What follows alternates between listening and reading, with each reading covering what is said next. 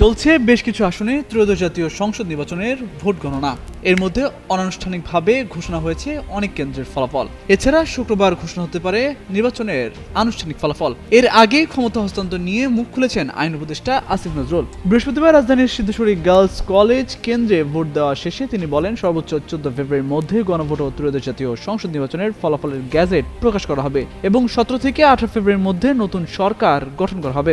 আসিফ নজরুল বলেন, 17 থেকে 18 ফেব্রুয়ারির মধ্যে অর্থাৎ রমজানের আগেই নির্বাচিত সরকারের কাছে ক্ষমতা হস্তান্তর করা হবে। ফলাফলের গ্যাজেট নোটিফিকেশনের পর যত দ্রুত সম্ভব সংসদ সদস্যদের শপথ অনুষ্ঠানের ব্যবস্থা করা হবে। এরপর নতুন সরকার শপথ গ্রহণ করবে। স্ট্রবেরি সুপার ডটেড ও ক্লাসিক ভ্যারিয়েন্ট সেন্সেশন জাগুক শিহরণ। এর আগে বৃহস্পতিবার সকাল 7:30 থেকে শুরু হয় ত্রয়োদশ জাতীয় সংসদ নির্বাচনের ভোট গ্রহণ। সকাল থেকেই উৎসবমুখর পরিবেশে সারা দেশে একযোগে চলে ভোট গ্রহণ। পরে বিকেল 4:30টায় ভোট গ্রহণ শেষে শুরু হয় গণনা। এখন পর্যন্ত অনানুষ্ঠানিকভাবে 289 আসনের অনানুষ্ঠানিক ফলাফল পাওয়া গেছে, যেখানে 204 আসনে বিজয়ী বিএনপি, 66 আসনে এগিয়ে আছে জামায়াত ইসলামী এবং সংসদে 5 আসন নিশ্চিত করেছে জাতীয় নাগরিক পার্টি।